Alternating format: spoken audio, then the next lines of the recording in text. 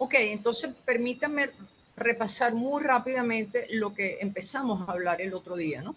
Nosotros lo que vamos a hacer es, en este curso, enseñar de una manera formal, ¿verdad? Los métodos que se utilizan para calcular cantidades físicas en sistemas complejos, un sistema en que hay muchísimos grados de libertad y en los cuales, ¿verdad? Las técnicas usuales de escribir las ecuaciones de movimiento, resolverlas, etcétera, bueno, no son prácticas para nada por la cantidad tan enorme de variables que tenemos y porque en realidad el sistema está definido a nivel macroscópico por unas pocas variables. Entonces, cuando uno dice, bueno, si el sistema en equilibrio está definido por unas cuantas variables y yo quiero medir una propiedad de ese sistema, bueno, en principio, ¿qué es lo que yo tengo que hacer, verdad? Promediar sobre todas las configuraciones que, cuyo visión macroscópica corresponde por eso. Entonces yo tengo que hacer, digámoslo así, tengo que calcular promedio sobre cantidades físicas. Yo digo, bueno, yo tengo una cantidad de configuraciones y quiero medir una propiedad física que es O. Tengo que sumar sobre todas las configuraciones, pero hemos dicho que no todas las configuraciones son igualmente probables, porque yo lo que voy a permitir es que mis configuraciones tengan todas las energías posibles, pero pero que el sistema esté en equilibrio a una cierta temperatura. Entonces no todas son igualmente probables, ¿verdad? Y en el caso de estadística, la probabilidad de tener un sistema que tenga una energía E, una configuración con energía E a la temperatura T, viene dada por la probabilidad de Boltzmann. Tenemos que hacer estas configuraciones. El número de configuraciones de un sistema macroscópico es enorme. Entonces, no solo que tenemos que idear es alguna forma de ver cómo podemos sustituir esta cantidad sobre todas las configuraciones del sistema por unas pocas configuraciones, vamos a decir M, pocas entre comillas, que yo digo, bueno, sería una parte representativa, pero, y es mucho más fácil, en vez de calcular para cada nueva configuración cuál es la energía y pesarlas, yo digo, oye, si yo considero un método para generar las configuraciones ya con la probabilidad de Boltzmann, excelente, porque entonces lo que tengo que simplemente sumar esas configuraciones porque ya han sido generadas con esa probabilidad. ¿Cómo hacemos para generar configuraciones con una determinada probabilidad? Y eso, digamos, un problema que fue resuelto de hace mucho tiempo, fíjense, en 1906 por Markov. Dice, bueno, las configuraciones yo las voy a generar creando una caminata en el espacio de configuraciones. ¿Y qué es lo que necesito definir? Bueno, yo necesito una configuración inicial, ¿verdad? A partir de una configuración inicial, cualquiera, y una matriz estocástica que me diga cómo voy de una configuración a la otra, es decir, los pasos. O sea, empiezo una configuración, dame la regla para ir a otra configuración. ¿Ok? Entonces, esa secuencia, la configuración inicial y la secuencia de pasos, la matriz de transiciones, me van a definir una cadena de Markov. Ahora, ¿qué es lo que yo quiero? ¿Qué propiedades debe tener esa cadena para que después, eventualmente, las configuraciones tengan la probabilidad que yo quiero y entonces pueda calcular las cantidades físicas debido a esa probabilidad?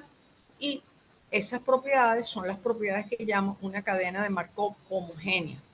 ¿Qué tiene que cumplir esa cadena de Markov homogénea? Primero, que converja, ¿verdad? ¿Qué quiere decir? Que después de un cierto número de pasos, menos grande, la probabilidad de ir de una configuración inicial a otra configuración, ¿verdad? Sea independiente, primero que sea independiente de la configuración inicial. O sea, yo no quiero que mi sistema dependa de la configuración inicial, porque esa es una configuración que yo tomé al azar, ¿verdad? De repente es muy poco probable. Entonces yo quiero que la cadena converja, ¿ok? Primero que, y esa convergencia, por supuesto, es independiente de la condición inicial. Entonces yo lo que quiero es que después de que yo haga un número bastante grande de configuraciones, la probabilidad o la matriz de transición de que en m pasos, cuando m es muy grande, de una configuración inicial cualquiera que yo llegue, la probabilidad de llegar a una J es P sub J. Esa es la condición de que la cadena converge. ¿verdad? Después de un número grande, de paso, las configuraciones son generadas con la probabilidad que yo quiero, independientemente de la configuración. Entonces, en la clase pasada dijimos, ¿qué condiciones debe de cumplir esta matriz de transición para que esto ocurra? Ustedes se imaginarán que si yo voy generando ahí configuraciones al azar y a lo loco, es muy difícil, ¿verdad?, que eventualmente yo vaya a llegar a configuraciones que están con una determinada probabilidad. ¿Okay? Tienen que cumplir ciertas condiciones que son las condiciones de la cadena de Markov. Una es, o vamos a escribirlas aquí, una es la normalización. Si yo sumo todas las probabilidades de transición de ir de I a J, eso me da 1, claro, porque quiere decir que si yo parto de una configuración cualquiera y tengo la probabilidad de llegar a cualquiera otra, pues eso lo normalizo 1. ¿Ok? Y hay una propiedad de ergodicidad, que si tengo dos configuraciones, ¿ok?, posibles, siempre tiene que haber una matriz de transición que me puede llevar de una a la otra. Es decir, si yo tengo un algoritmo que a lo mejor tiene una falla y dice, bueno, yo estoy invirtiendo los espines, pero resulta que mi algoritmo tiene un error tal que los espines de la línea tal nunca se voltean, ese algoritmo ya no es ergódico. Entonces ya sé que no voy a poder generar las configuraciones que yo quiero.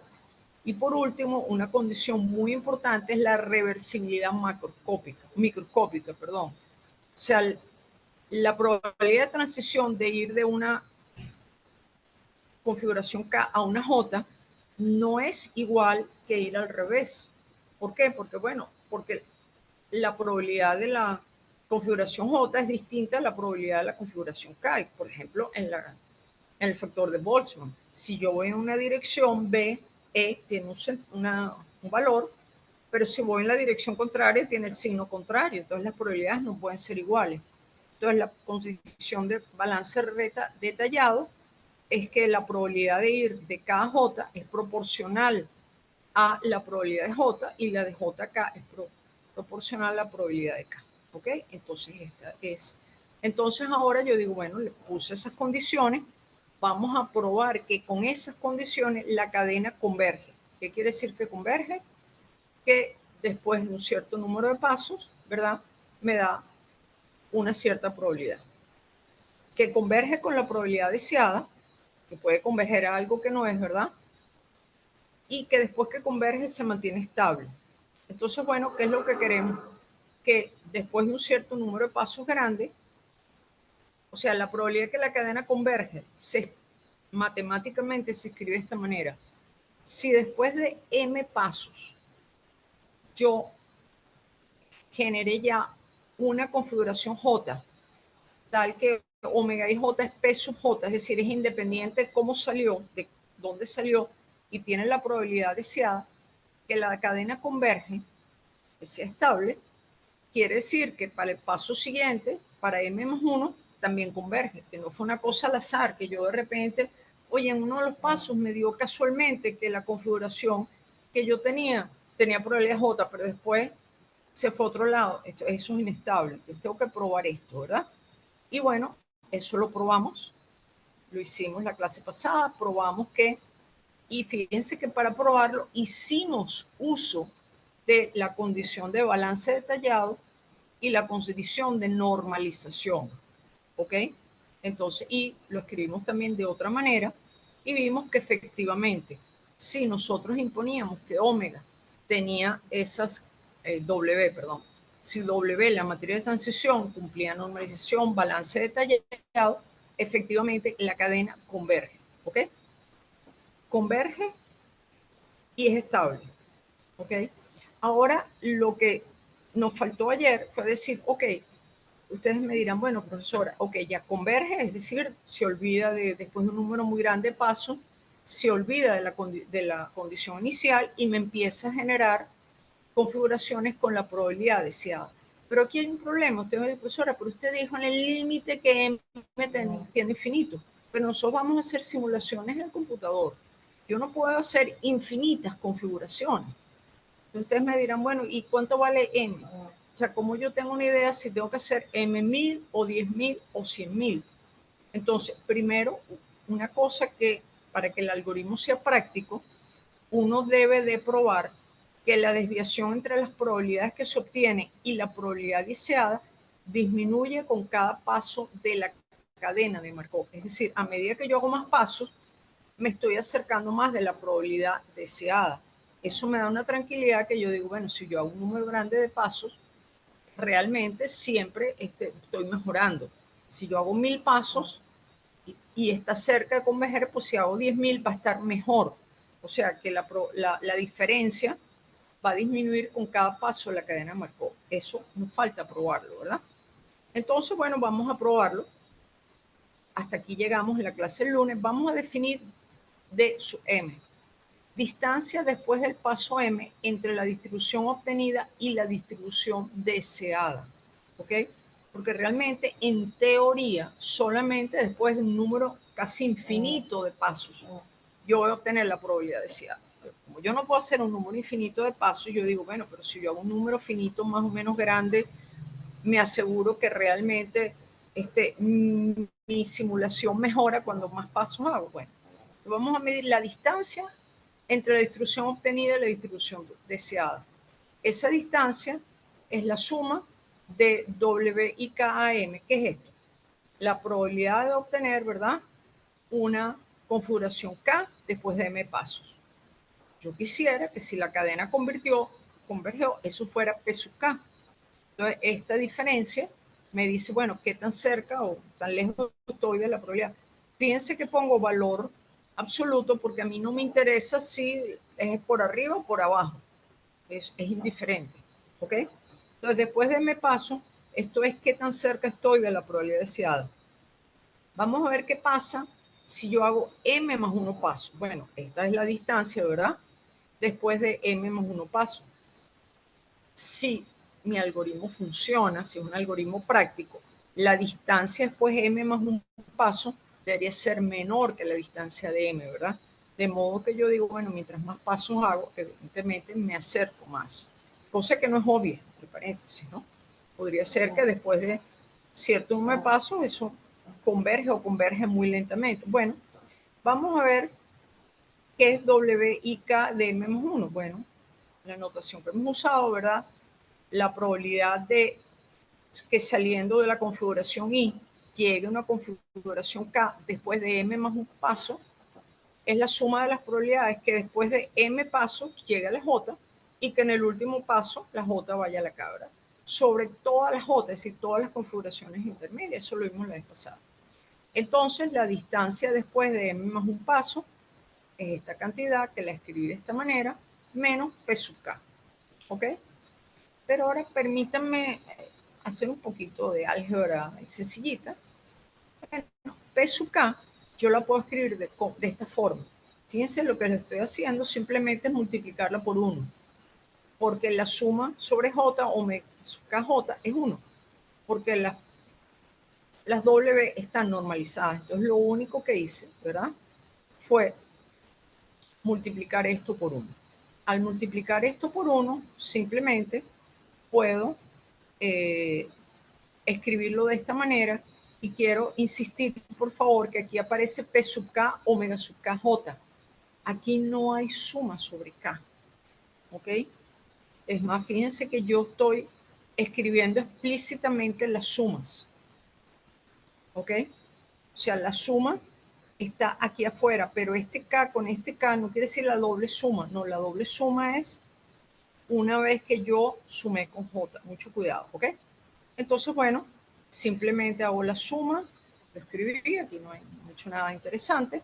Ahora voy a usar la condición de balance detallado. Y fíjense, por favor, cómo en todas las demostraciones voy usando las propiedades de la cadena de Markov. O sea, yo estoy probando de que esto converge, etcétera, si las W cumplen las propiedades de la cadena de Markov. Fíjense que estoy usando normalización, balance detallado.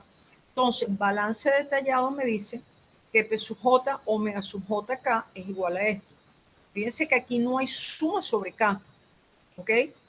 Porque si es suma sobre K, no, esto no es cierto. Esto es cierto término térmico. La suma sobre K es externa. ¿Ok? Entonces, uso balance detallado para escribir esto. ¿Ok? Pero entonces ahora fíjense que esto es una suma sobre módulos. ¿verdad? Es la suma de los módulos de esto. Ahora, una que tiene la suma de los módulos, que la suma del módulo de A más B más C es menor o igual que el módulo de A más el módulo de B más el módulo de C, ¿verdad? Ser igual si A, B, C, etcétera, son todos positivos. Pero aquí no necesariamente, ¿verdad? Porque yo me puedo alejar de la probabilidad por encima o por debajo. Da exactamente lo mismo, ¿verdad? Esas cantidades pueden ser positivas o negativas. Entonces, bueno, la de M+1, la distancia entre lo que yo quiero y lo que me está dando después de M más un paso, ok, acabo de escribirlo, bueno, aquí repetí la expresión aquí al revés, como usé esto, simplemente la escribí de esta manera, o sea, lo único que hice, reescribí aquí, la suma sobre J, la escribí de esta manera, ¿de acuerdo? Porque el omega sub J acá es factor común, estoy haciendo álgebra, nada muy particular, ¿verdad? Escribo de esta forma hasta esta forma, no he hecho absolutamente nada. Ahora permítame escribirlo un poquito expansión, ¿no? Permítame escribir algunos términos de la suma sobre J. Entonces J igual a 1, este término, J igual a 2, este término, etc. Entonces, me doy cuenta que aquí tengo una suma de términos, es el módulo de una suma. Ah, pero justamente como el módulo de la suma es menor o igual que la suma de cada uno de los términos particulares, entonces dm más 1 es menor o igual que la suma sobre j, y aquí lo que estoy escribiendo es la suma de los módulos individuales por esta cantidad que está aquí. ¿Por qué? Porque acuérdense que el omega sub j acá es positivo. Y estos términos que están aquí, vean por favor, esta suma de aquí, estos términos aquí no dependen de K. Por eso esto lo puedo escribir de esta manera, ¿ok? Y de nuevo, la igualdad se cambió por la menor o igual, porque estoy diciendo que la suma de, el módulo de la suma es menor o igual que la suma de cada módulo individual, ¿ok? Entonces, bueno, escribí esto, vean por favor el álgebra, estoy sumando sobre cada uno, entonces me quedaría este, y aquí me quedaría omega 1K, omega 2K, etcétera. Estos no dependen de J, los puedo escribir como esta suma. Ah, pero la condición de normalización me dice que omega JK es 1. Entonces me queda que la distancia entre lo que quiero que me dé y lo que me da después de m más un paso es menor o igual que esto. Ah, ¿y qué es esta cantidad? Esta cantidad es exactamente la distancia después de m pasos. ¿Ok? Ah, entonces digo, oye, el algoritmo funciona mejor. Muy bien. La distancia a la probabilidad deseada se acorta con cada paso de la cadena. Eso quiere decir que de alguna manera esto converge. ¿Ok? O sea, entonces tiene sentido usar este tipo de algoritmos, a pesar de que yo no puedo generar infinitas configuraciones, porque veo que para un m más o menos grande, estoy acercándome cada vez más a lo que yo quiero. Esta es una distancia, esta cantidad es importante. Oye, entonces ya tengo, digamos, mis condiciones que tiene que satisfacer un algoritmo para que yo pueda generar configuraciones de esta manera y entonces pueda hacer mis cálculos. Yo digo, bueno, ok, esto ahora matemáticamente suena así, ¿verdad? Suena muy bien. ¿Cómo lo llevo yo a la práctica? Es decir, ustedes dirán, bueno, y entonces ahora en un problema físico, ¿cómo hacemos? Bueno, fíjense que esto, las cadenas de Markov desde 1906. En 1953, 40 y picote años después, Metropolis, Rosenbluth, Teller and Teller. Por cierto, este Teller es el Teller de la bomba atómica. Rosenbluth era un matrimonio, Teller y Teller era la esposa. Eran investigadores que estaban trabajando en los Álamos, en el laboratorio creado durante la Segunda Guerra Mundial para desarrollar el proyecto Manhattan. Ustedes vieron la película, la que pasaron hace poco, ¿cómo se llama? La película ahora sobre el proyecto Manhattan. Oppenheimer. ¿Alguien la vio? Oppenheimer, ¿ok? Digamos, en ese tiempo había un montón de físicos y de computistas, etcétera, trabajando en Los Álamos, que por cierto, yo estaba un par de veces en Los Álamos y ahí tienen un museo bien interesante sobre la bomba, etcétera. Entonces, estos señores, que estaban trabajando en el laboratorio, publicaron un artículo, ellos que estaban estudiando realmente, y uno de los primeros que pensó en este tipo de problemas fue Enrico Fermi. Y ellos publicaron un artículo que sentó las bases para lo que sería la nueva era de simulaciones basadas en algoritmos basados en cadenas de Markov. Estoy segura que ustedes están hartos de oír el algoritmo de Metrópolis. El algoritmo de Metrópolis salió de acá, ¿no? A veces uno dice, bueno, algo bueno tenía que salir de un proyecto bélico, ¿no? Un detalle interesante que ya es chisme, es curioso, ¿no? Que todo el mundo conoce este algoritmo como el algoritmo de Metrópolis. Bueno, si ustedes leen la historia, Metrópolis, que parece que era un físico muy reconocido, pero él prácticamente no hizo nada en este artículo. Este artículo, por lo que dice en la historia, casi todo fue hecho por Rosenbluth, la esposa. ¿Ok? Y todo el mundo lo conoce por el algoritmo de Metrópolis.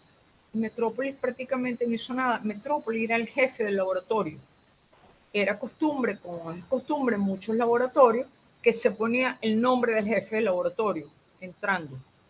Entonces, bueno, se publicó el artículo, tenía el nombre del jefe del laboratorio, se usó el orden alfabético y todo el mundo ahora conoce el algoritmo como el algoritmo de Metrópolis, cuando en la práctica parece que Metrópolis hizo muy poco en ese artículo, prácticamente no hizo nada, que no implica que Metrópolis no fuera un buen físico, pero en este algoritmo él prácticamente no hizo nada, ¿no? Pero pasó la historia como el algoritmo de Metrópolis, ¿no? Fíjense.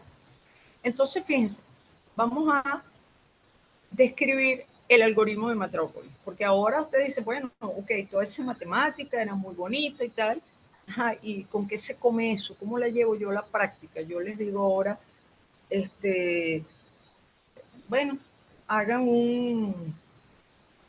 utilicen, seguro que muchos de ustedes lo han hecho ya, pero digo, ahora agarren el modelo Dicen, que es sumamente sencillito, usen el algoritmo de Metrópolis y calculen la temperatura crítica. Y alguien que haya visto hasta ahora solamente esto, y bueno, sepa el algoritmo. Cuando lo dice, perdón, porque, ok, sí, ajá, muy bien, un omega sub i j que tenga toda esta matemática, pero ¿y cómo lo aplico? Bueno, vamos a verlo en el algoritmo de Metrópolis. El algoritmo de Metrópolis propone una matriz de transición muy sencilla que satisface las condiciones de Markov. El algoritmo de Metrópolis dice, mira, yo voy a definir una probabilidad de ir de la configuración I a la J de esta manera. Si la energía de la nueva configuración J es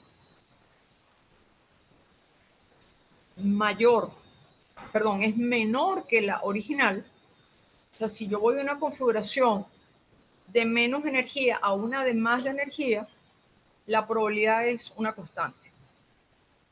Si en cambio la nueva configuración tiene más energía, la probabilidad de ir de una a la otra es C por E a la menos beta, E sub J menos E sub I. O sea, yo lo que voy a decidir es dependiendo si la nueva configuración tiene más energía o no. ¿Ok? C simplemente, miren que C es una constante normalización que asegura que omega sub I J siempre vale 1. ¿Ok? Entonces, ¿cómo se aplica este algoritmo? Fíjense que el algoritmo lo que me dice es, mire, usted tiene una configuración, calcule la energía. Ahora usted, a un cambio de alguna manera, calcule la energía de la nueva configuración. Dependiendo si la energía de la nueva configuración es mayor o menor que la otra, usted hace la transición. Vamos a ver cómo ocurre. Uno dice, se escoge una configuración inicial arbitraria y subí. Se calcula la energía de esa configuración. Si es un modelo de spines, pues uno tendrá un hamiltoniano, ¿verdad? Calculará la energía de ese sistema de spines de acuerdo con ese hamiltoniano. Si es otro modelo, pues tendrá la energía. Ahora uno genera otra configuración al azar. Por ejemplo, cuando uno está hablando de sistemas de spines, generar otra configuración puede ser, es decir, bueno, supónganse que yo tengo un sistema de spines en 3 dimensiones. Un cubo, en cada sitio del cubo tengo un spin, vamos a suponer el modelo de Ising, que es más o menos 1. Yo digo, bueno, con una configuración al azar, calculo su energía. Ahora cambio la configuración. La forma más sencilla es agarrar un sitio al azar e invertir el spin. Por ejemplo, genero otra configuración al azar. O sea, yo agarro un spin al azar y lo volteo. Entonces, fíjense, esa, la probabilidad, la materia de tensión de ir de I a J es igual a de J a I, porque esta yo la generé al azar. O sea, yo agarré, tenía mi configuración inicial y al azar le volteé un spin. ¿Ok? Ahí lo que estoy diciendo es que la probabilidad de ir de una a la otra es igual a la probabilidad de ir al revés, porque yo simplemente escogí un spin al azar y ya. Ahora, esta omega sub 0 no es la omega sub J, porque yo lo que digo, esta J es una candidata a nueva configuración. Esta no es la configuración final, esta es la candidata. Yo escojo al azar una candidata a nueva configuración y esa la escojo al azar. ¿Ok? Entonces ahora que tengo esta candidata, la configuración J, que por ejemplo la hice volteando un spin, voy a calcular la diferencia de energía entre la nueva configuración y la vieja, eso es delta E. Y voy a calcular E a la menos beta delta E. ¿Ok? Donde esto está asociado obviamente al factor de Boltzmann, ¿verdad? ¿Ok?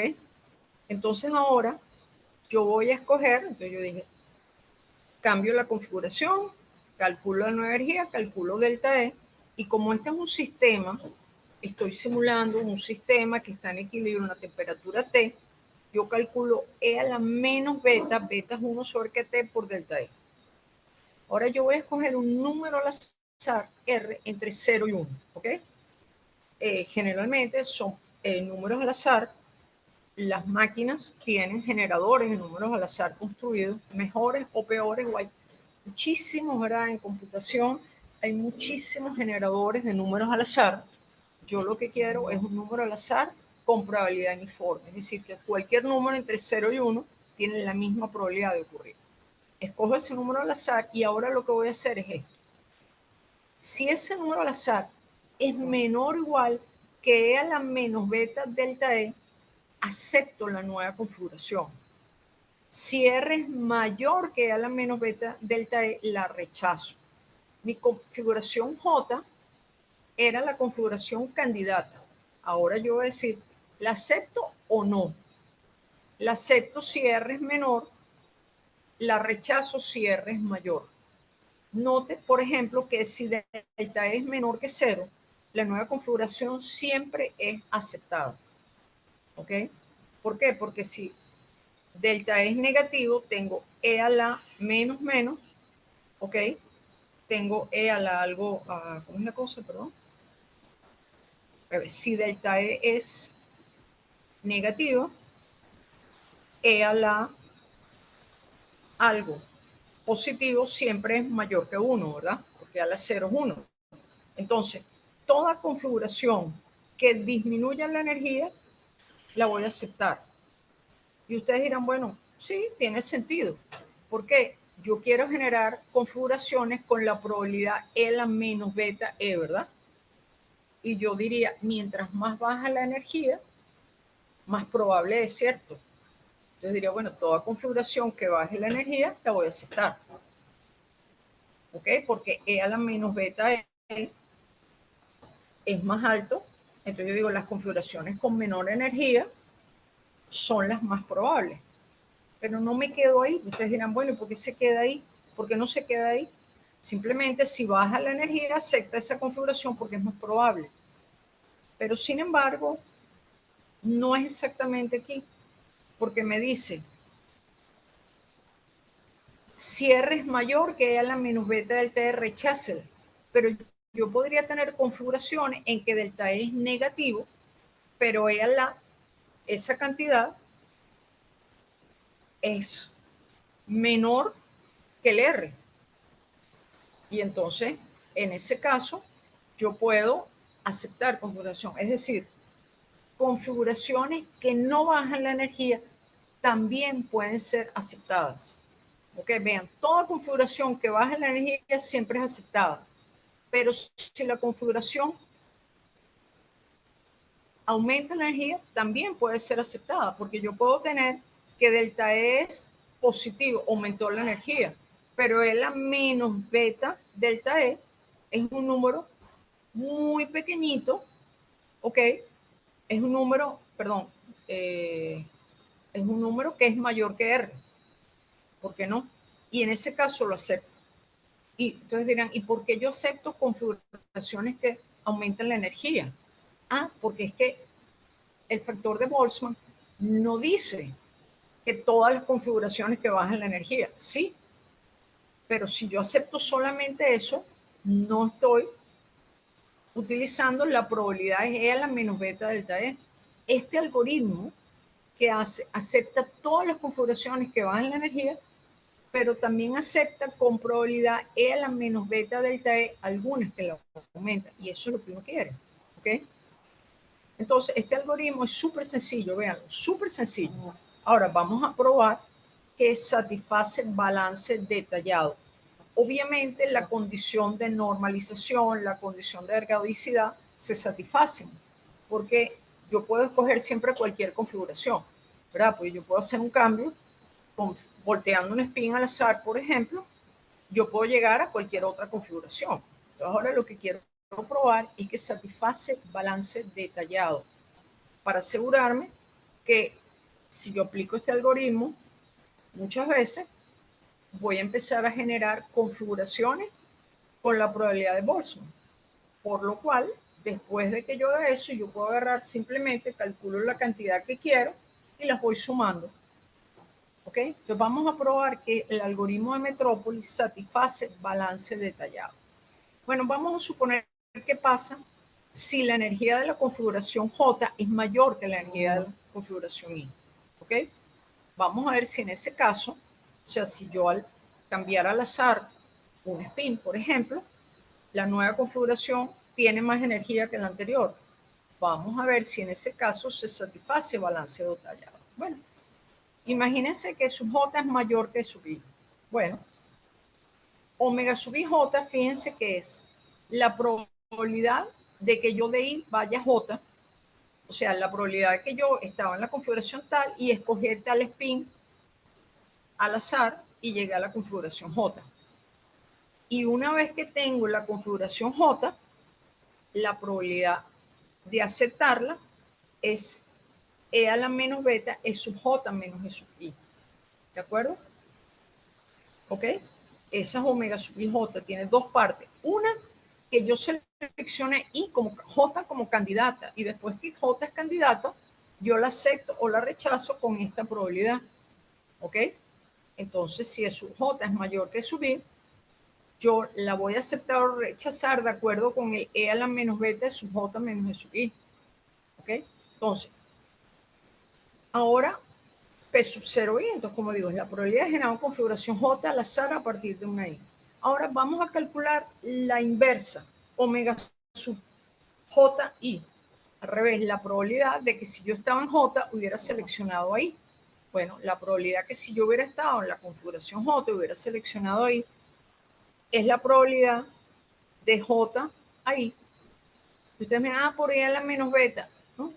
Como estoy asumiendo que I tiene menos energía, esta siempre la acepto. ¿Cuál es la probabilidad de aceptar esta? 1. Aquí no escribo E a la menos beta de su J. Si J es mayor que I, al ir al revés, siempre baja la energía y esa siempre la acepto. Entonces, omega sub JI es simplemente esto.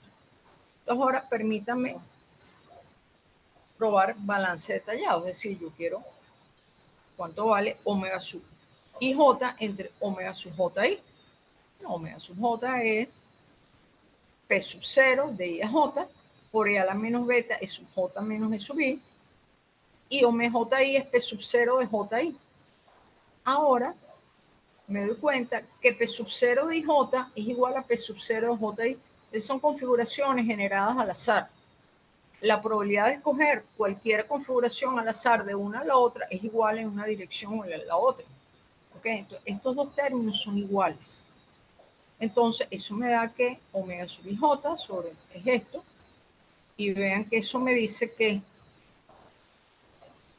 E a la beta I por omega IJ es igual a E a la menos beta J, omega sub J.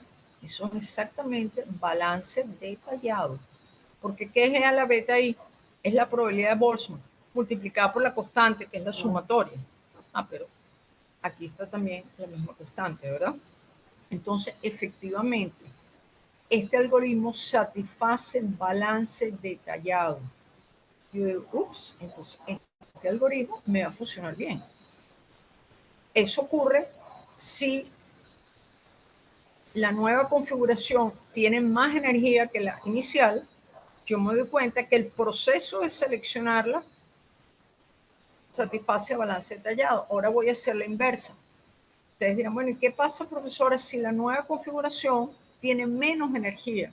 Es decir, si yo empecé con una configuración, generé otra al azar, la candidata, y esa candidata tiene menos energía. ¿Se sigue satisfaciendo un balance detallado? Bueno, hago lo mismo, ¿verdad? Ahora digo, ¿cuál es la probabilidad de ir de I a J? Es simplemente la probabilidad al azar que fui de I a J, porque como J tiene menos energía, este siempre la acepto. ¿Ok? Entonces aquí es un 1.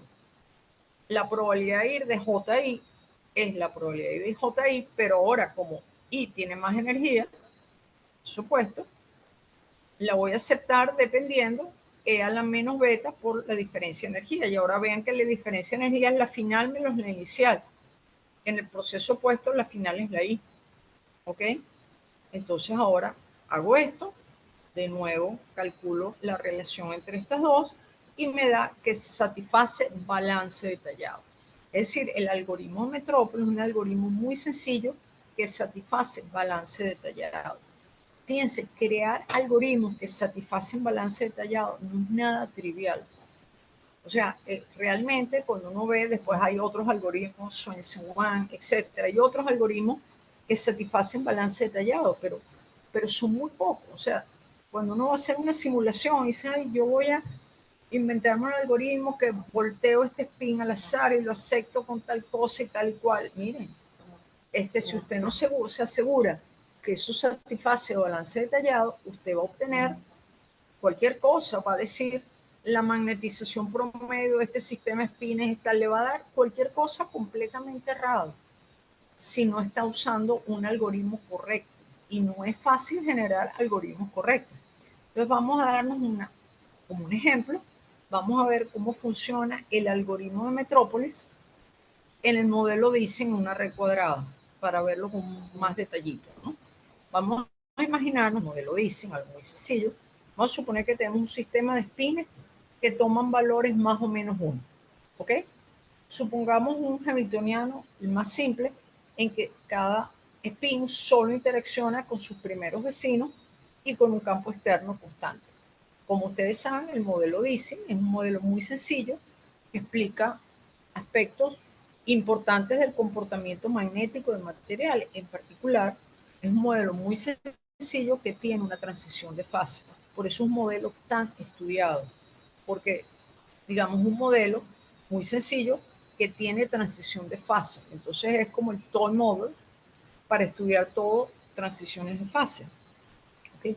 Y es un modelo muy sencillo, entre comillas, porque ustedes sabrán que este es casi el modelo más sencillito que uno se puede imaginar de un sistema grande de cosas que interaccionan. Imagínense, algo más sencillo que decir, cada spin interacciona con el de al lado y con un campo externo. Bueno, como ustedes sabrán, el modelo de Ising solo se ha resuelto de forma exacta, bueno, en una dimensión que lo resolvió Ising y en 2 dimensiones que lo resolvió Onsager, que ganó el premio Nobel, creo, por eso. Absolutamente nadie ha logrado de resolver de forma exacta el modelo de Ising en 3 dimensiones. O sea, un modelo tan sencillito, nadie lo ha logrado demostrar, resolver de forma exacta en 3 dimensiones. Y ya la resolución en 2 dimensiones es bastante complicada y la resolución en una dimensión fue la tesis doctoral de Ising, que entre paréntesis, no sé si ustedes saben la historia de Ising, el modelo el Lenz se lo propuso, ya se sabía que los materiales magnéticos tenían un comportamiento muy particular. Había materiales que tenían una magneción espontánea, materiales que estaban imanados, que aún sin campo externo, los materiales tenían una magnetización. Y esa magnetización se perdía de forma abrupta a una determinada temperatura. Uno estaría pensando y diría, bueno, la magnetización, a medida que aumenta la temperatura, el material se desordena y se pierde la magneción. No, la magneción es abrupta, es una transición de fase. Y Lenz le propuso a Ising, que era su tesista, dijo, mira, ¿por qué no estudias este modelito tan sencillo? Porque yo sospecho que este modelo tan sencillo de estas interacciones es suficiente para que el modelo tenga una transición de fase. Ising resolvió su modelo de una forma muy elegante, ¿ok? Y sorpresa, el modelo no tenía transición de fase. Entonces allí Ising realmente quedó completamente como decepcionado, ¿no? Y es interesante que esa publicación del modelo de Ising, y Ising ha pasado a la historia, ese fue su único artículo. Él después de eso dejó prácticamente la investigación en física. Se frustró de tal manera en que su modelo, que era el candidato para un sistema que tuviera tensión de fase, no tenía tensión de fase, que se frustró completamente, dejó la física. Después, bueno, vino la guerra mundial, él era de origen judío, al final se fue a Estados Unidos, es más, terminó dando clases en un college en Estados Unidos por muchos años, pero más nunca publicó, más nunca hizo investigación en física. Fue una frustración total, ¿no?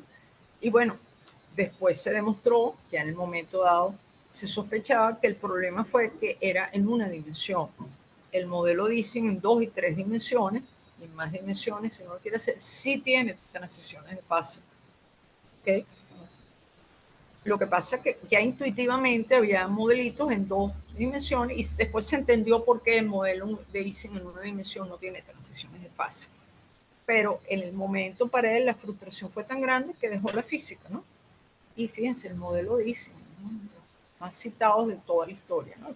Ustedes saben, el modelo de Ising en más dimensiones sí tiene transición de fase, un problema de la dimensionalidad. Pero bueno, siendo esto parte, vamos a imaginarnos un sistema de Ising en 2 dimensiones con el hamiltoniano lo más sencillito posible. Cada spin interacciona solamente con su vecino cercano. Ok, si es una red cuadrada, pues sus vecinos cercanos, ¿cuántos son? 4, ¿verdad?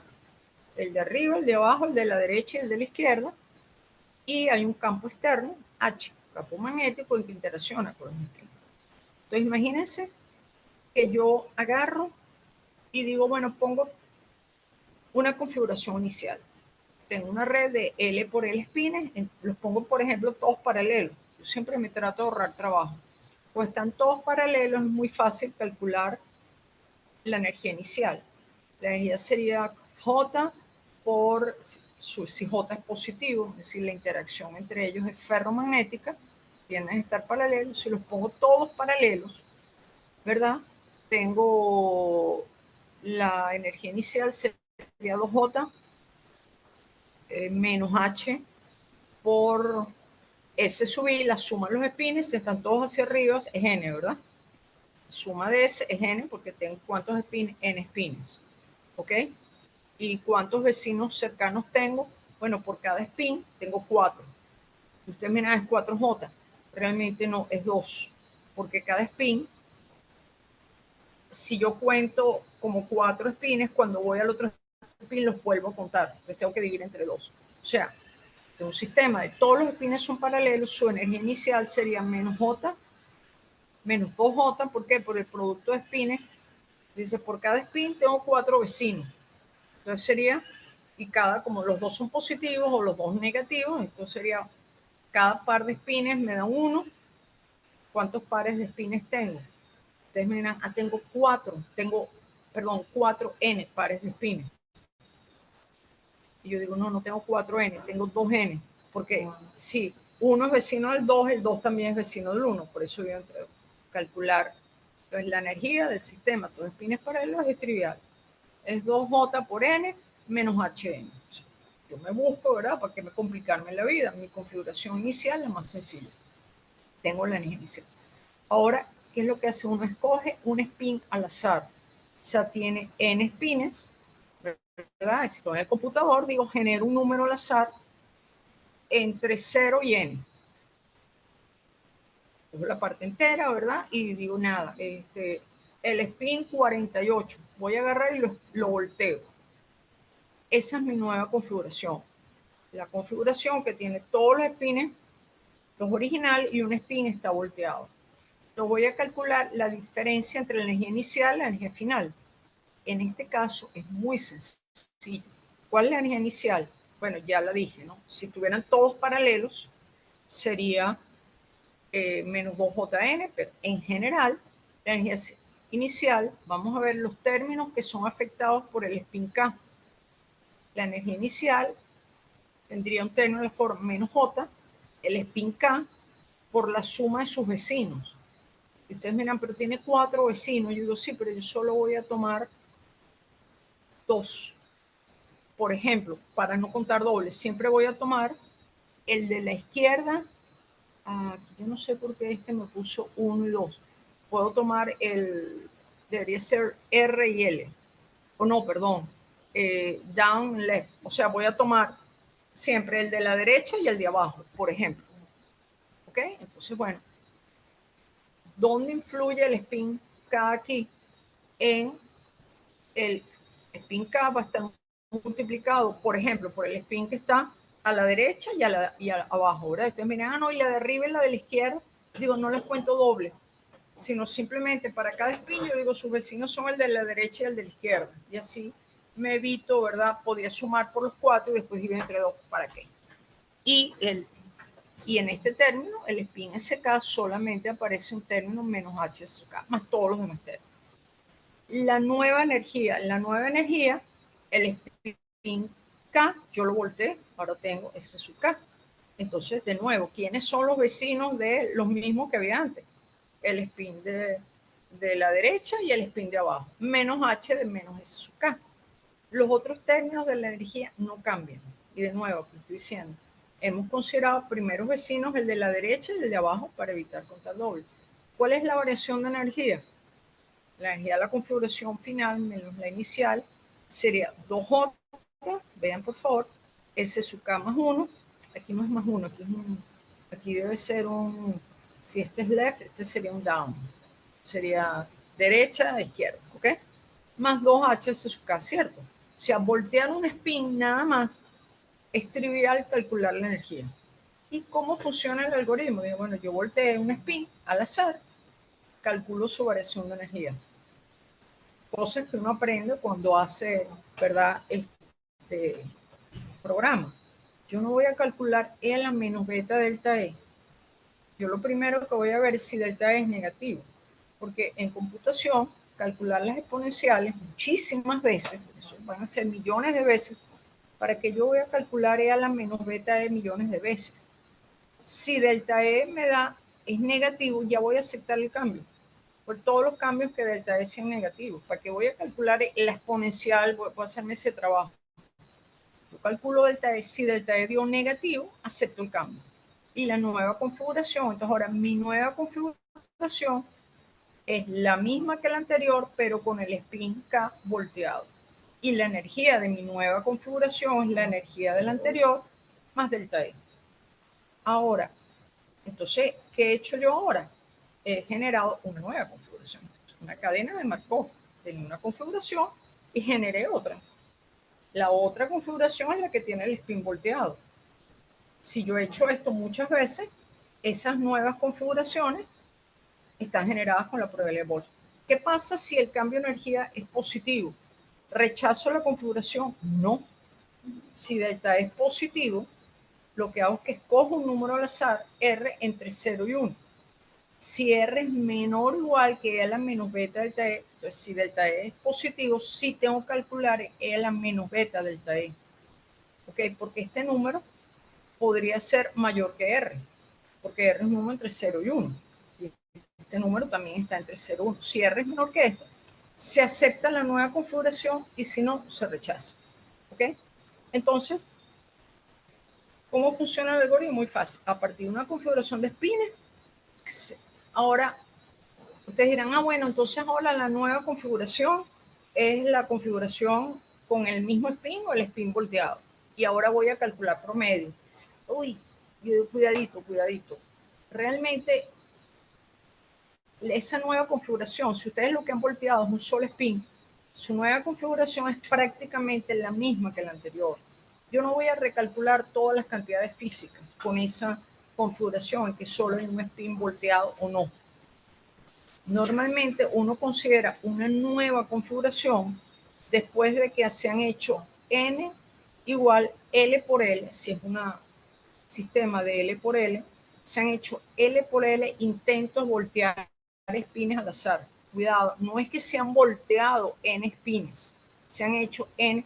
Ustedes agarran su configuración inicial, agarran un número al azar y dicen, mira, voy a voltear este spin.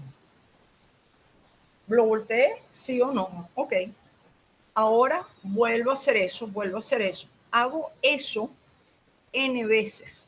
Son n igual L por L intentos voltear espines. En algunos casos lo voltearé, en otros casos no los voy a voltear. En algunos casos, ¿verdad? Algunos espines nunca pasé por ellos porque nunca los escogí.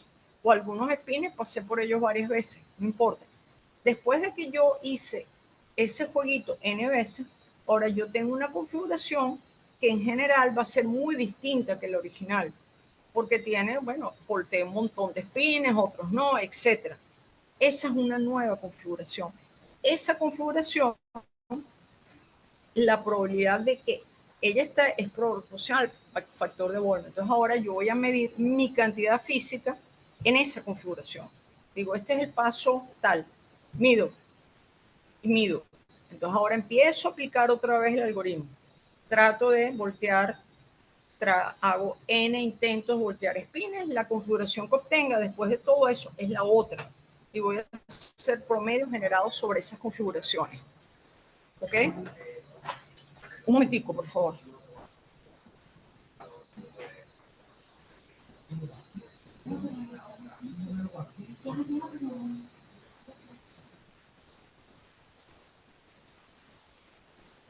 Ok, disculpen.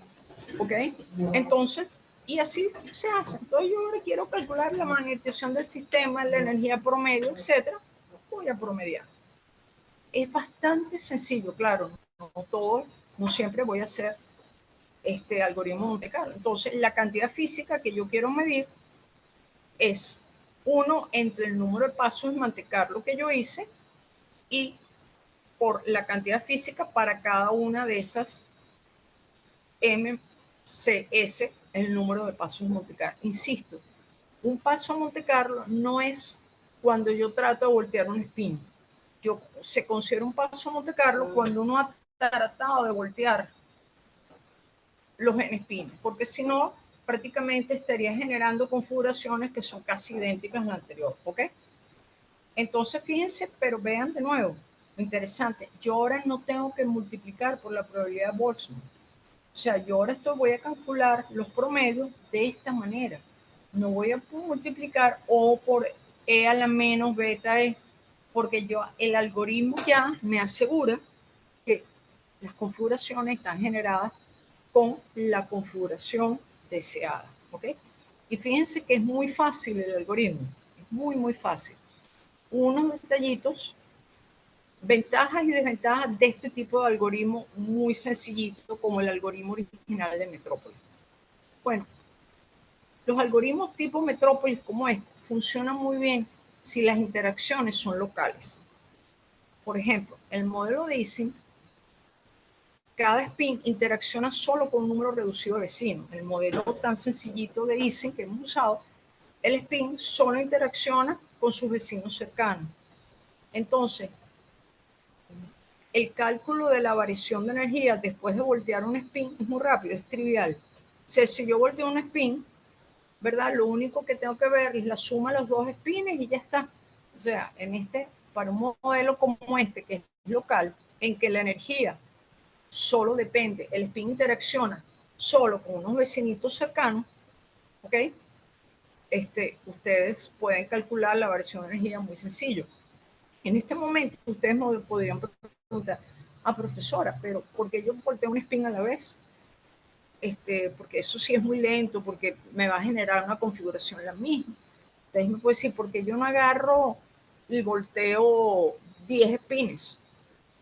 Yo puedo hacerlo, volteo 10 spins y aplico lo mismo, calculo las iniciales y al final, eso es, se cumple esto, voy a generar configuraciones con la nueva. El problema que yo les digo, miren, el problema de voltear 10 spins al azar es que yo tendría el cálculo de la variación de energía es engorroso, porque tengo que tomar cada uno de los 10 spins, sus vecinos, etc. Se va a hacer engorroso y fíjense que muchas veces yo voy a rechazar el cambio.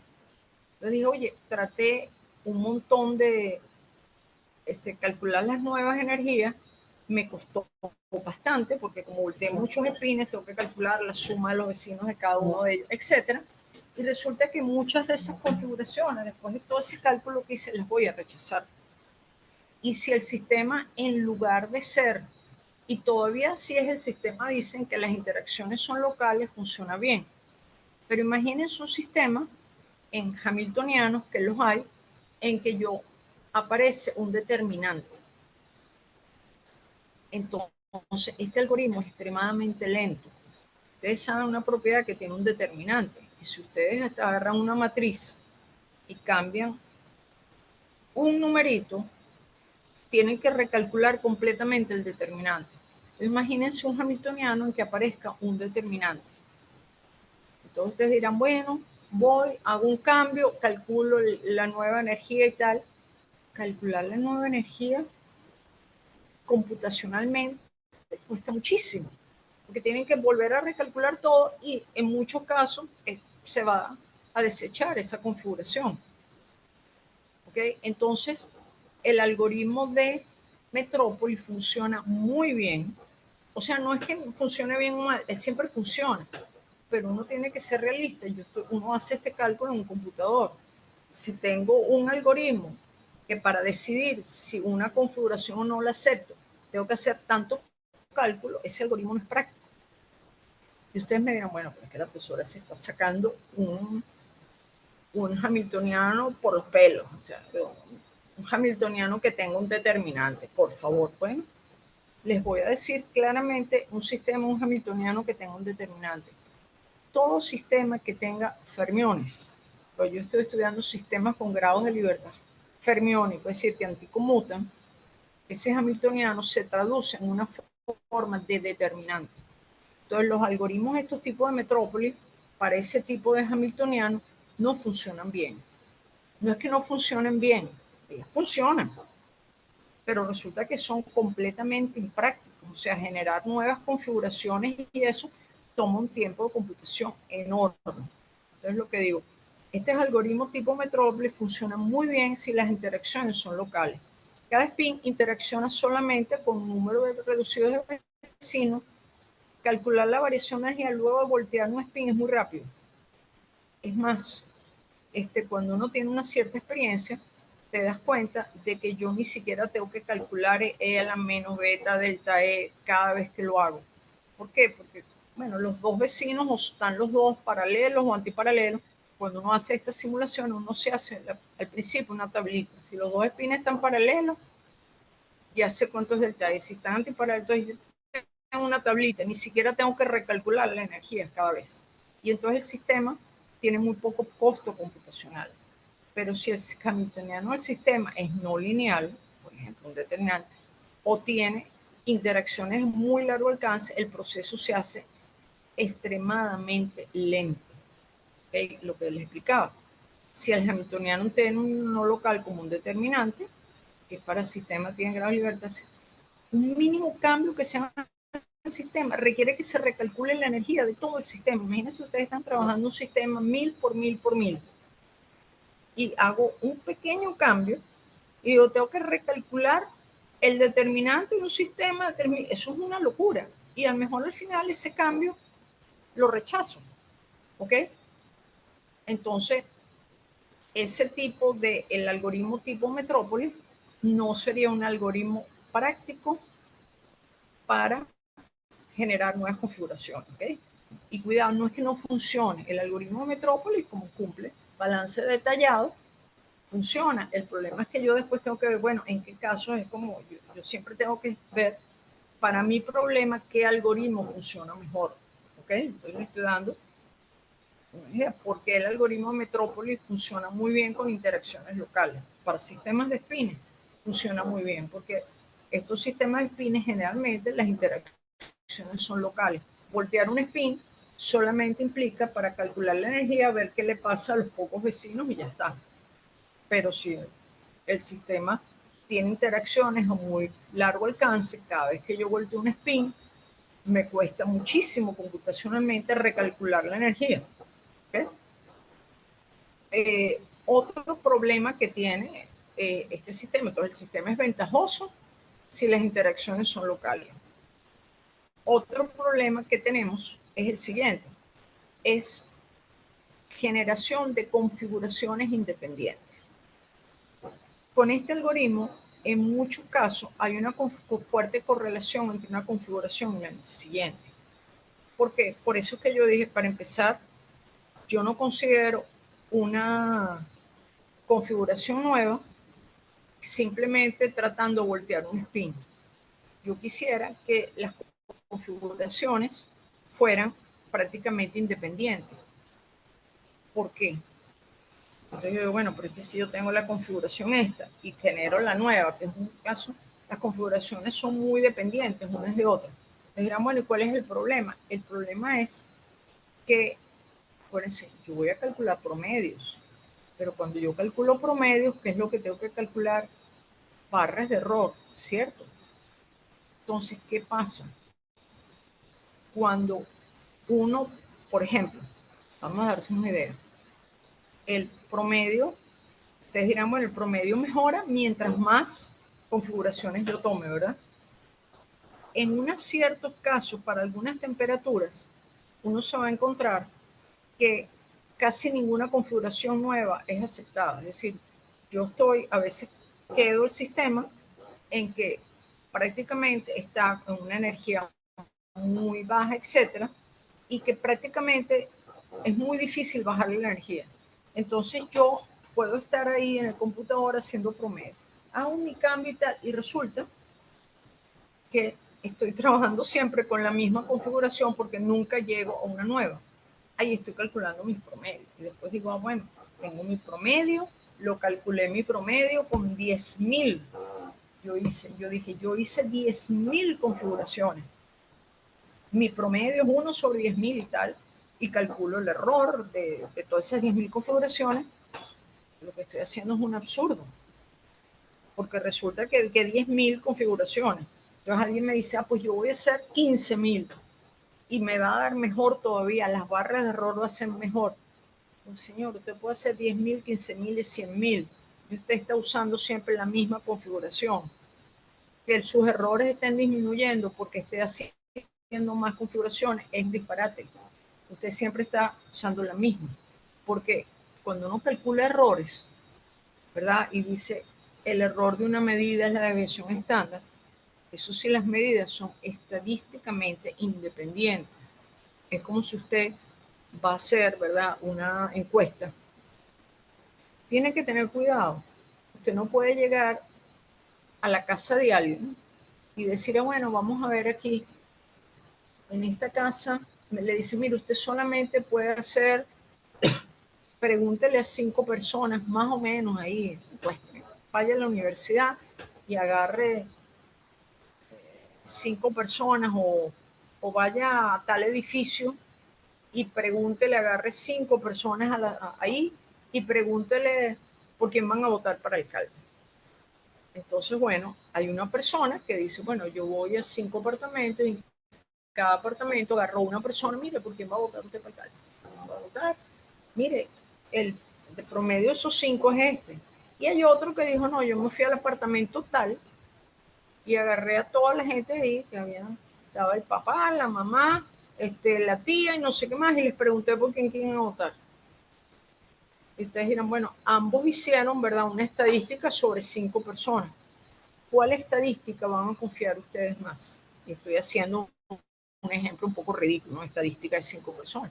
Yo digo, mira, la estadística, yo confiaría mucho más la estadística del señor que agarró 5 vecinos al azar, porque el otro se fue a una familia donde hay alta probabilidad que en la familia, bueno, vamos a imaginarnos una familia bien avenida, que todos estén de acuerdo políticamente hablando. Entonces, ambos hicieron una encuesta sobre 5, pero en un lado no hubo independencia estadística. Usted se fue a una casa donde la familia en sí, o sea, la gran mayoría son de tal inclinación política. Y entonces su estadística de 5 personas no es tan valiosa la estadística del otro que les hizo el azar. Aquí pasa lo mismo. Si ustedes, el algoritmo, este algoritmo, como lo estamos usando, si cada vez que hay cambios muy pequeñitos, yo no estoy generando configuraciones independientes. Es como si yo estuviera haciendo configuraciones sobre la misma configuración con pequeños cambios. Y eso realmente no me da una medida, ¿verdad? No me permite explorar todo el espacio de configuraciones que tiene el sistema. ¿Ok? Entonces, ese problema de cómo se generan configuraciones estadísticamente independientes, ¿ok?, tiene serios problemas y hay algo que se llama critical slowing down, que por ejemplo para ciertas temperaturas es muy difícil que el sistema cambie. ¿Ok? Entonces, bueno, algunos puntos que debemos de tomar en cuenta cuando se hacen simulaciones numéricas. Entonces, si yo les digo, bueno, háganme el modelo de ISIN, ustedes empiezan, bueno, a ver una configuración, vamos a ponerlo todo para arriba, porque entonces ahí yo ya sé cuánto es la energía, voy a voltear mis espines y empiezo a medir. Digo, cuidado, ojo, eso está malo lo que estoy haciendo. ¿Por qué? Porque yo tengo que esperar que el algoritmo converja. O sea, si yo le digo a cada uno de ustedes, miren, hagan una simulación de ISIN, ¿ok? Y entonces uno de ellos dice, pues yo voy a empezar con todos los espines paralelos. El otro me dice, pues yo voy a empezar con los espines hacia arriba y hacia abajo. Y les digo a cada uno de ustedes, hagan 100 configuraciones y calculen la magnetización promedio a tal temperatura. Yo voy a obtener puros resultados distintos. ¿Por qué? Porque sus resultados van a depender de la configuración inicial. Porque, acuérdense, yo tengo que esperar que el algoritmo converja. Si yo empiezo con una configuración inicial, empiezo a cambiarla y empiezo a hacer mediciones, me dice, es más claramente, esas primeras configuraciones no están siendo generadas con la probabilidad que yo quiero. Yo tengo que generar muchas configuraciones. Después de que genere muchas configuraciones, el algoritmo, uno dice, el sistema converge. Es decir, las cantidades físicas ahora se olvidaron de cuál fue la configuración inicial porque la cadena de Markov converge. Entonces uno lo que hace es, cuando hace esto, hace pasos de calentamiento. ¿Ok? Porque como digo, es inevitable comenzar nuestras simulaciones en alguna configuración inicial. Las medidas que tomemos en esa configuración inicial y las que siguen no están distribuidas con la probabilidad de Boltzmann. Hay que esperar que la cadena de Markov converja antes de empezar. Entonces la pregunta me dirán, bueno, profesora, ¿y cuántas configuraciones tengo que tomar? ¿1000, 2000, 1.000.000? O sea, en la práctica me preguntarán, ¿cómo sabemos que las configuraciones que estamos generando son independientes de la configuración inicial? Es decir, que ya la cadena converge. Entonces uno lo que hace es medir algunas cantidades físicas. Por ejemplo, yo tengo el sistema y voy a medir la magnetización. Si yo empecé con el sistema, con todos los espines paralelos, yo voy a ver que la magnetización original es máxima. Y a medida que voy haciendo pasos Monte Carlo, la magnetización va a oscilar, y llega un momento que yo veo que la magnetización prácticamente no fluctúa. Y yo digo, pero esa es una magnetización ya característica de la temperatura del sistema. Y yo me doy cuenta y digo, mira, después de 50.000 pasos, ya veo que la magnetización se estabilizó. Entonces no es que ahora digo, voy a tomar esa. No, quiere decir que yo voy a empezar a tomar medidas después de los 50.000 pasos. Esos van a ser pasos de Monte Carlo, ¿ok? Que está asociado con que la cadena converge, ¿ok? Entonces uno lo que hace para saber cuántos, hay sistemas que convergen muy rápido, otros no, es que uno mide algunas cantidades físicas y ver el número de pasos Monte Carlo que se necesitan para ver que las cantidades medias se estabilizan. Estos pasos son los llamados pasos de calentamiento. Yo, para calcular los promedios físicos, para decir, bueno, mira, para esa temperatura la magnitud promedio es esta, solo debo hacer los cálculos después de las configuraciones obtenidas después de estos pasos. Es decir, si yo digo, mira, yo veo que después de 50.000 pasos, ya la magnetización no fluctúa mucho, sino se queda ahí, digo, el sistema converge. Entonces, que hago las simulaciones. Después de 50.000 pasos es que yo voy a empezar a medir los promedios, ¿ok? Entonces, ese es un punto que hay que tener mucho cuidado. Hay que ver los pasos de calentamiento, porque tengo que esperar que la cadena converja. Después hay otro detalle que tiene origen físico, que son los llamados efectos de tamaño finito, ¿ok? Nuestro sistema, nosotros hacemos estadística y cuando ustedes le hacen la teoría y todo, la mecánica estadística es correcta, funciona, cuando tenemos sistemas macroscópicos, donde el número de grados de libertad o partículas es enorme, del número de abogados, que aquí por cierto no es 1000 a la 23, es 10 a la... Pero en la práctica, yo no puedo estudiar sistemas de ese tamaño en un computador, ni siquiera con los computadores actuales yo puedo llegar a estudiar esos sistemas tan grandes. ¿Ok? Entonces, todo sistema que yo estudie no es exactamente, ¿verdad? Una buena versión del sistema macroscópico. Entonces, porque va a depender del tamaño. Entonces, bueno, hay lo que se llama efectos de tamaño finito que tengo que saber. Después vamos a hablar de eso. Y el otro caso que tenemos que hacer cuando hacemos simulaciones numéricas es calcular los errores. Cuando ustedes le dicen un promedio, por ejemplo, yo digo, yo hice mi simulación, me di cuenta que mi sistema necesitaba 10.000 pasos en Monte Carlo para que la cadena convergiera, es decir, que ya las cantidades físicas se estabilizaron, es decir, que ya la cadena me está proporcionando cantidades o configuraciones que están distribuidas con la probabilidad que yo quiero. Ahora voy a medir. Entonces, y voy a medir y mis resultados van a ser el resultado de 10.000 medidas que tomé después de que la cadena convergió. Yo calculé el error, tiene que haber un error por su cantidad de promedio. Ustedes me dicen, bueno, el error es ahí, agarro el error, tengo 10.000 medidas y calculo la desviación estándar y ese es el error. Ojo, porque las cantidades medidas con los algoritmos de Monte Carlo son promedios estadísticos sobre configuraciones. Tengo que tener un error. ¿Cómo calculo el error? Vamos a ver que no es tan simple como calcular la desviación cuadrática media. O sea, si yo les digo calculen el error, no es correcto agarrar la desviación cuadrática media y calcular el error. ¿Ok? ¿Por qué eso no es correcto? Bueno, porque el error, la desviación cuadrática media es algo que uno nunca se da cuenta, pero es para mediciones estadísticamente independientes. Fíjense lo que yo les estaba comentando a alguien antes. Imagínense que alguien llegó a una configuración y el sistema allí, por algún motivo, porque la temperatura está muy baja y ya no puede bajar, el sistema se quedó en esa configuración, pero usted no lo sabe porque el computador está generando y generando, ¿verdad?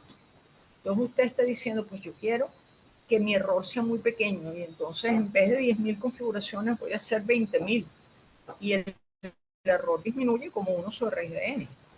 Entonces, lo que a usted le va a ocurrir es que usted va a calcular siempre el mismo promedio y cada vez el error le va a dar más chiquito. Eso es ridículo, ¿verdad?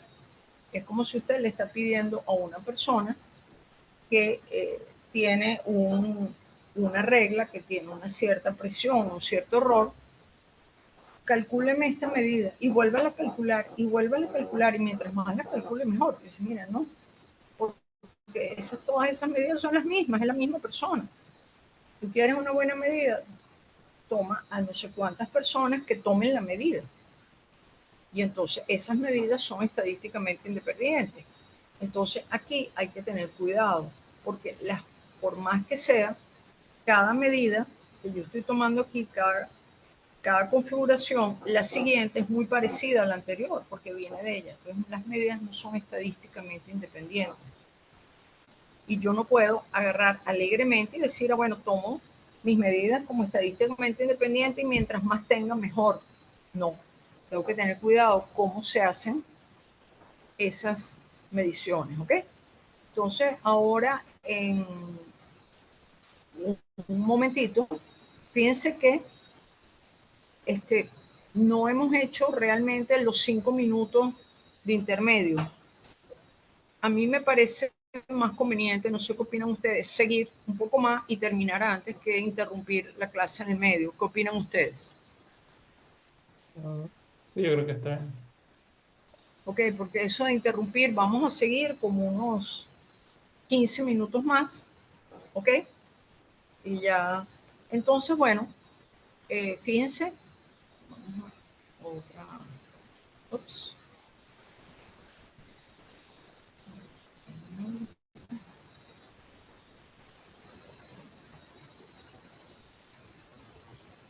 ups,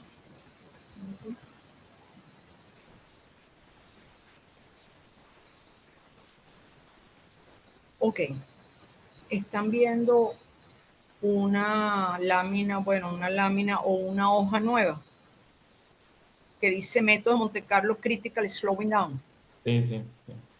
Sí, ok. Entonces vamos a hablar primero un poquito de eso que se llama Critical Slowing Down. O sea, los algoritmos de Monte Carlo son muy útiles, pero uno tiene que saber también los límites de cuáles son los problemas, porque si no yo me pongo a hacer, este, a hacer, yo me pongo a hacer simulaciones y tal, y no me doy cuenta de los errores que estoy cometiendo y me pueden dar resultados completamente disparatados, ¿no? Hay un problema que tiene estos algoritmos que yo tengo que estar muy consciente, que se llama critical slowing down. Eh, Caramba, la traducción de ese término, todo el mundo lo usa en inglés porque es como el enlentecimiento crítico, una cosa así. Oye, es complicado, ¿no? No sé cómo traducirlo.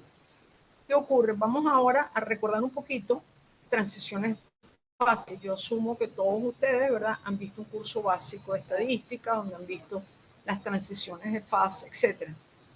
¿Qué pasa en los puntos críticos cuando hay transiciones de fase? Que las correlaciones espaciales y temporales crecen. Es más, a la temperatura crítica las escalas divergen. Por ejemplo, si yo estudio la magnetización en el modelo de Ising, me da que la magnetización y la energía son funciones continuas, pero hay una temperatura crítica en que la magnetización se hace abruptamente cero, en que la energía cambia abruptamente, y si yo calculo la derivada de la magnetización, que es la susceptibilidad, o la derivada de energía, que es el calor específico, ¿se acuerdan qué pasaba? Que me daba infinito, ¿ok? O sea, a la temperatura crítica, en un sistema real, muchas cantidades físicas divergen. ¿Okay? Ahora, ¿qué pasa? Computacionalmente, a mí nada se me va a ir infinito, porque yo estoy trabajando con sistemas finitos. Yo lo que voy a ver es un pequeño, una pequeña, ¿cómo se llama? Voy a ver un pico, por ejemplo. Si yo estudio un sistema de espines a la temperatura crítica, la temperatura de Curie, ¿qué le pasaba a un ferromagneto a la temperatura de Curie? Si yo tenía una temperatura por debajo de esa temperatura, el sistema tiene un cierto orden. Es decir, él de forma espontánea está magnetizado. A pesar de que no hay ningún campo externo, el sistema tiene una magnetización. ¿De dónde viene esa magnetización? De la interacción del sistema. O sea, el hamiltoniano dice, tiene los espines interaccionan tal que si es ferromagneto, cada spin le gusta estar paralelo a sus vecinos, ¿ok? Porque esa es la situación de menos energía. ¿Qué pasa al aumentar la energía? ¿Ok? Es como que ustedes, bueno, están limitados por la energía a hacer determinada cosa. En el modelo dicen por el hamiltoniano, ¿verdad? Si el sistema es ferromagnético, cada spin quiere estar paralelo a su vecino, porque si está antiparalelo, eso le cuesta energía. Y entonces hay una magnetización neta. Si yo sumo las magnetizaciones de todos los spines, hay una magnetización neta. Que voy aumentando la temperatura, la magnetización neta va bajando, porque eso equivale a que yo les voy a dar energía. Al darles energía, los espines pueden revirar, ¿verdad? Dicen, ah, bueno, ahora, pero yo tengo energía suficiente y me puedo voltear. Entonces, uno esperaría que, ¿verdad? A medida que uno aumenta la energía, el sistema se va desordenando y la magnetización promedio va a tender a cero. Si cada spin va a estar al azar, como le dé la gana. Eso no pasa, ya sabemos. Lo que ocurre no es que la magnetización va bajando suavemente, como se imagina. No. La temperatura, hay una temperatura particular en que el sistema pasa de desorden a uno de orden. Y si vengo al revés, viceversa. ¿Ok? Eso es un punto crítico. Ahí hay una transición de fase. ¿Ok? Entonces, ¿qué es lo que ocurre? Si ustedes hacen simulaciones, supongamos que yo me aproximo al punto crítico desde la temperatura más baja. Estoy a temperatura más baja, yo lo que veo es que el sistema se va desordenando y a una temperatura crítica el sistema está desordenado y la magnetización promedio es cero. Ahora se va desordenando. Ahora, ¿qué pasa si yo voy a estudiar? Imagínense que yo hago una simulación del modelo DISI y me pongo a una temperatura mayor que la temperatura crítica. Es decir, me pongo una temperatura muy alta en la que el sistema está desordenado. Los espines están al azar. Y ahora empiezo a bajar la temperatura. ¿Ok? Entonces el sistema se va a ordenar. Pero ¿cómo se va a ordenar? No es que de repente los espines de la primera fila se empiezan a poner paralelos, los de la segunda, eso no es así realmente.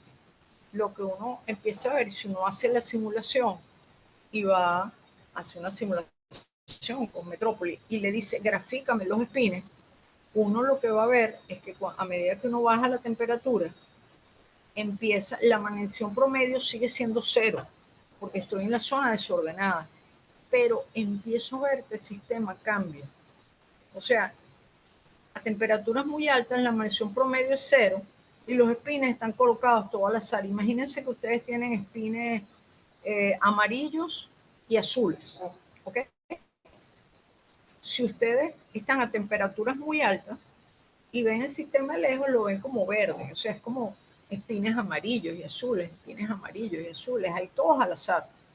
¿Qué pasa a medida que yo disminuyo la temperatura, pero sigo estando por encima de la temperatura crítica? La magnetización promedio sigue siendo cero, pero los espines como que se están cambiando de modo de pasar a un estado de orden. ¿Y qué es lo que yo voy a ver? Que a medida que yo bajo la temperatura, empiezo a ver que mi sistema tiene parches amarillos y parches azules. Al principio, a temperaturas muy altas, yo veía así como que lo veía de lejos versus verde, porque ahí hay amarillo y azul, están todos al azar. Pero a medida que voy bajando la temperatura, o sea que el sistema se está preparando para el orden, su magnetización promedio sigue siendo cero, pero es distinto. O sea, lo que yo veo es que hay grupos de espines que se empiezan a poner paralelos. Empiezo a ver manchones amarillos, es un grupo de espines que están todos paralelos.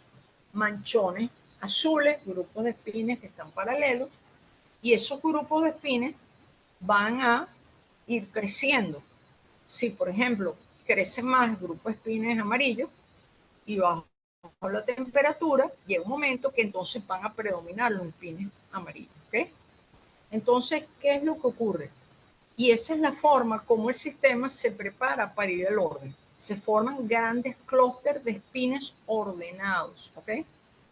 Estos espines, estos clústeres, pueden cambiar fácilmente su orientación a la temperatura crítica, produciendo grandes fluctuaciones en las cantidades físicas como magnetización y energía.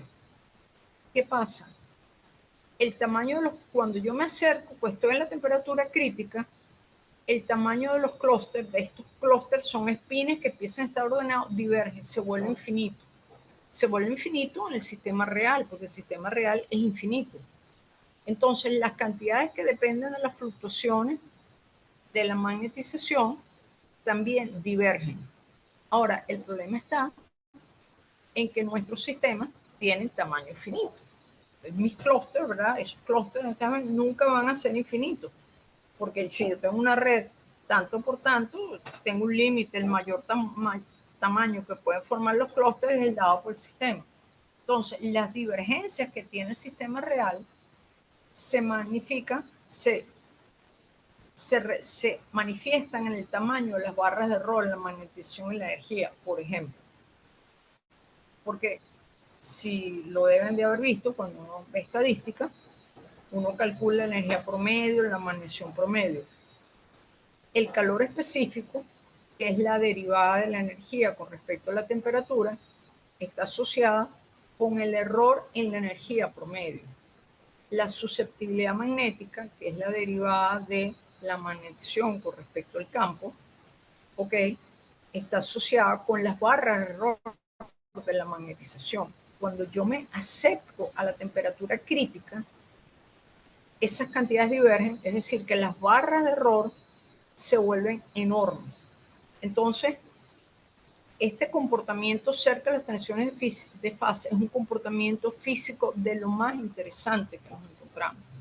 ¿Por qué? Porque sistemas muy distintos se comportan de la misma manera cuando uno se aproxima al punto crítico, que es lo que se llama el fenómeno de universalidad. El gran auge de métodos Monte Carlo es que gran parte debido al interés de estudiar estos fenómenos cerca de la criticalidad. Entonces, irónicamente, las fluctuaciones nos van a permitir identificar la cercanía de un punto crítico. Pues yo tengo un sistema, ponte que yo le digo, simulen el modelo de Ising, calculen la temperatura crítica, es decir, la temperatura a la cual la magnetización se vuelve cero. ¿Ok?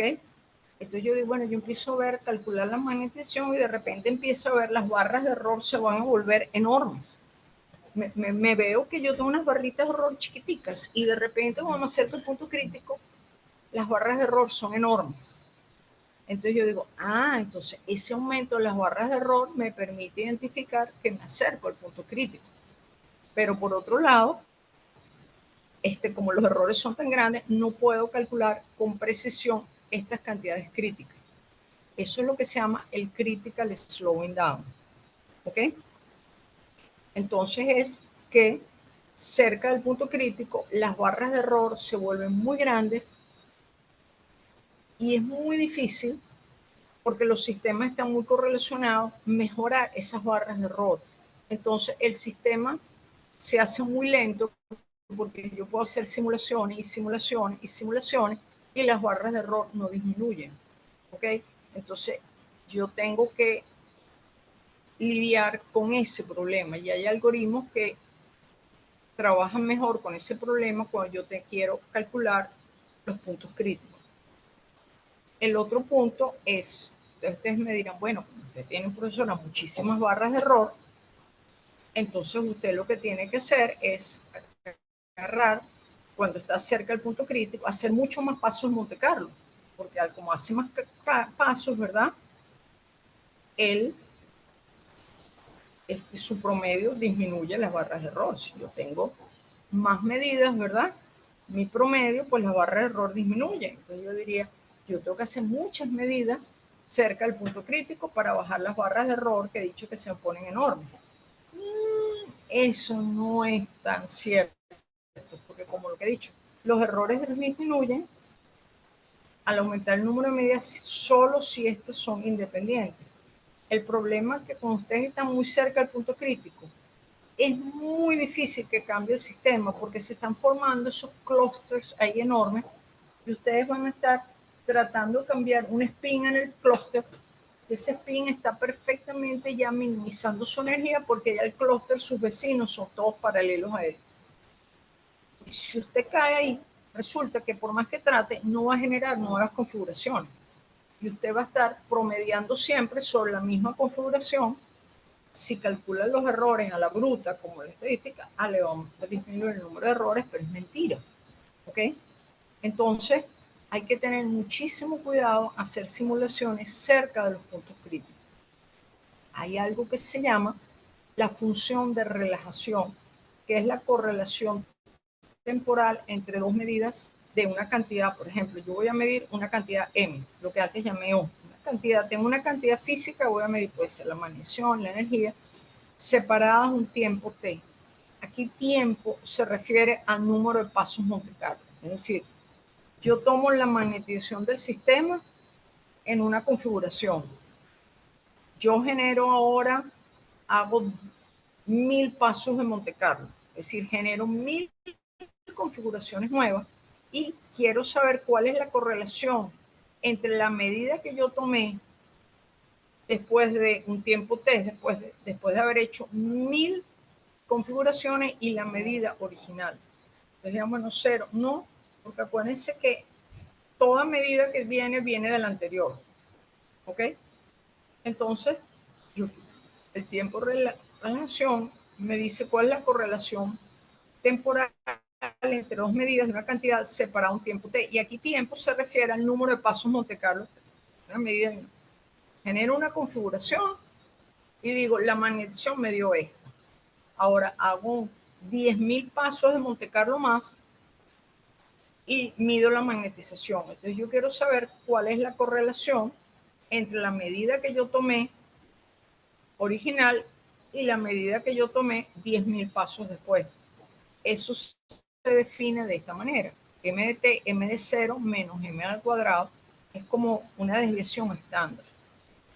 Esta cantidad, por supuesto, debe estar siempre entre 0 y 1. 1, ¿verdad? Es si, por ejemplo, 0 si no hay ninguna correlación. ¿Ok? 1 es en el caso en que si la configuración es la misma, es la máxima posible. Si m de t y m de 0 son la misma, esto es m cuadrado, m cuadrado menos m, 1. Entonces, la máxima correlación que pueden tener es 1 y la mínima es 0, o sea que estén completamente. En general, para tiempos muy largos, la correlación debe disminuir en forma exponencial. O sea, uno espera que mientras más medidas separen entre una y la otra, debe disminuir la correlación. Eso es como el jueguito, ¿verdad? ¿Cómo se llama? El telefonito. ¿Qué relación hay entre usted está aquí y hay una cadena de gente y usted le va a pasar un chisme al de al lado, y el de al lado, el de al lado, y el de al lado, el de al lado? Y yo quiero saber la correlación entre después de que usted transmitió el chisme y el chisme ha pasado por 10 personas, cuál es la correlación que hay. ¿Ok? A medida que pasa más gente, la correlación va disminuyendo, ¿verdad? Y después un número de gente ya, el chisme ya es otra cosa completamente diferente. Piensen algo así como la correlación, ¿no? En general, la correlación para tiempos muy largos disminuye de forma exponencial. Piensen, la correlación es la relación entre el chisme original y el chisme que está recibiendo el otro después que ha pasado un tiempo muy largo. Prácticamente, ¿verdad? Cada vez están menos correlacionados. El chisme que está recibiendo el otro cada vez tiene menos parecido con el chisme original. Bueno, esto es lo mismo. La correlación entre una medida y otra medida, ¿verdad? No tiene prácticamente ninguna. Si el algoritmo está generando configuraciones, pues después de muchas ya se olvidó del original. Esta cantidad, generalmente, la correlación disminuye de forma exponencial como E a la menos t sobre tau. donde Tao se llama el tiempo de correlación. Bueno, hay una particularidad que es que cuando yo me coloco a la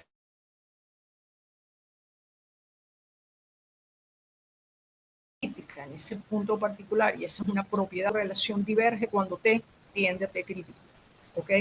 Para temperaturas distintas a la temperatura crítica, la correlación disminuye mucho. Es una medida que usted toma y otra medida que usted toma después. A medida que pasa el tiempo ya no están correlacionadas, las puedo tomar con medidas independientes. Pero cuando estoy justo a la temperatura crítica, resulta que hay una correlación fuertísima, diverge, ¿ok? Y eso está relacionado también con una longitud de correlación espacial. Pues no solamente las medidas están asociadas a la medida global. Por ejemplo, yo quiero saber la longitud de correlación espacial. Por ejemplo, cuál es la relación que hay entre un spin que está en este sitio de la red y un spin que está en otro sitio muy lejos. ¿Ok? Generalmente, si yo estoy a temperaturas altas, no hay ninguna correlación entre este spin y el otro. Pero cuando yo me coloco a temperaturas cerca de la crítica, la correlación se hace infinita. Infinita en el sistema real. La correlación aumenta con un factor que se llama Z. Cuando nos aproximamos a la temperatura crítica, la función de correlación diverge. ¿Qué quiere decir que diverge? La distancia en que los objetos están correlacionados se vuelve infinita. Es como que ustedes están transmitiendo un chisme, ¿ok? Y ustedes dicen, bueno, mira, después de un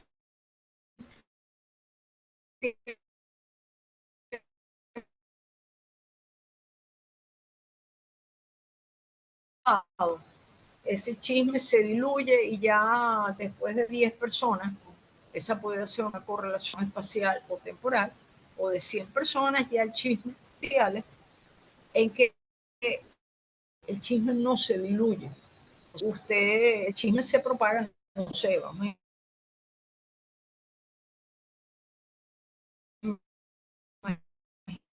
imaginarnos que usted pone un mensaje manda lo pone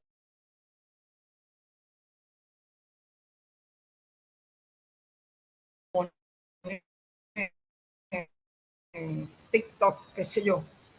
¿Hasta qué tan lejos de ustedes ese chisme no sé yo? Eso, bueno, estas son propiedades, en este curso pues no estoy hablando de fenómenos críticos, pero es algo que ocurre, divergen cuando estoy a la temperatura crítica. Y lo que está ocurriendo, y esto cómo diverge, va a depender del algoritmo. En otras veces las cantidades, el tiempo de correlación este tau es una cantidad física, pero cómo diverge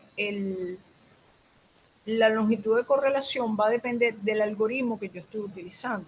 Ustedes dirán, bueno, ok, pero estos fenómenos críticos, ¿qué tiene que ver esto con lo que estamos hablando de métodos Monte Carlo? Tiene mucho que ver,